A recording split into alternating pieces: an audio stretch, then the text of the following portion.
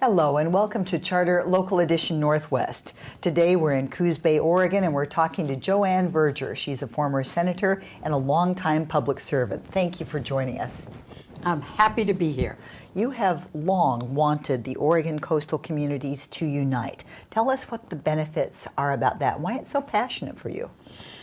Well, I think that while our issues are different in some areas, we needed to be collaborative.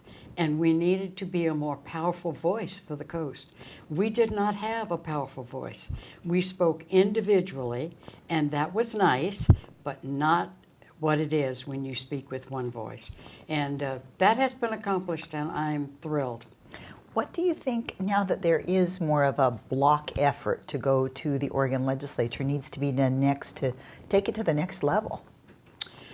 Well, I think that what happened was that the Coastal Caucus members have learned the process and how to get bills through.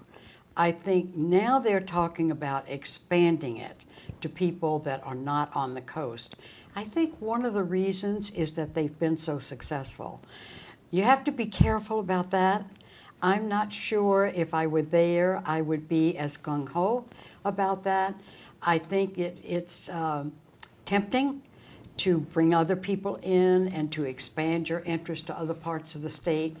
But I think that your focus has to be with the people you represent, and that is the coastal constituency.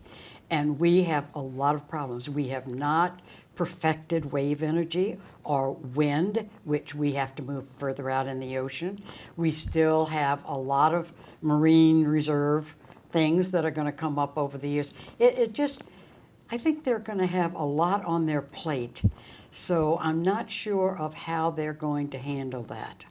Well, as we're speaking about the primary coastal interest, of course, seafood is a big factor. Tell us the things you're working on that you're happy about and your concerns with the direction the seafood industry is going in. Well, I think we have to remember that fishing was our oldest industry. So in the process of doing things with all the progressive ideas and the wind and the wave and the new energy things and solar and whatever comes up, we don't ever want to leave behind the people that have always been there. And the regulatory agencies have become so severe.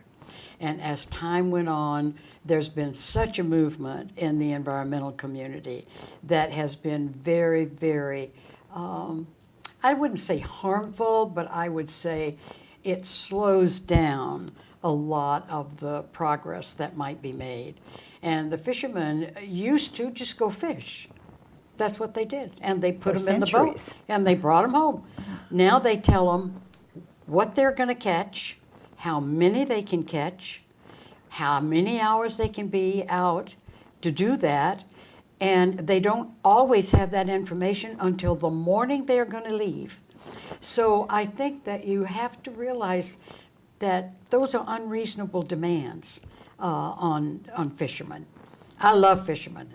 They are a priceless, wonderful group of people that love the ocean and love to live on the ocean, and they have a huge environmental interest. They're some of the finest environmentalists I've ever met. Now that's dangerous, difficult, cold work too. It is dangerous, and it is. Not only do they bring the fish in, but then the regulatory continues. Now, what we want is safe food. We want to be sure that whatever is caught in that ocean is all right. After all, we have a tsunami in Japan. That's going to affect the Oregon coast. You want to be sure you're not having any toxicity for your people on the coast. So anything that is worth doing is complicated. And you are very passionate about natural resources in a sustainable economy. Yes, I am, because I believe that trees are a renewable resource. And I think that we have, again, had regulatory requirements on us in the forest industry that have gone overboard. I really am for a sustainable yield. I'm a true centrist. I'm a true moderate. And I believe that things can be worked out with common sense. But I don't think that you need to take your agenda and go so far out so that you'll get what you want because you're not going to get that. See, that's the theory that a lot of people work on. We have to ask for all of these more unreasonable kind of demands, such as the sustainable yield annually in the forest, because if we don't, we won't get what we want. It'll go back and it'll be same-o. And I don't really believe that. I think that we can do things that will cut trees and not harm the little marble murrelet and still have a viable industry. I do not think that we need wigwam burners and to put a lot of bad stuff in the air for you and I to breathe. I don't believe any of that. And I think I'm a good environmentalist too. So, but we have really had some very difficult times on the Oregon coast in trying to balance the economy and the environment. And it has not always worked that well. And that was part of the motivation, of course, for the Coastal Caucus, because our constituents were suffering under the burden of a heavy regulatory environment.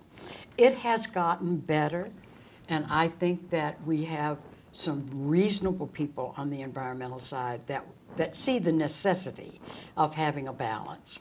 Well, thank you so much for joining us. We really appreciate all you've done with all of your years of service, and we appreciate you being our guest. All right. Thank you for having me. This is former Senator Joanne Verger. I'm Dana Cowley, and this is Charter Local Edition Northwest.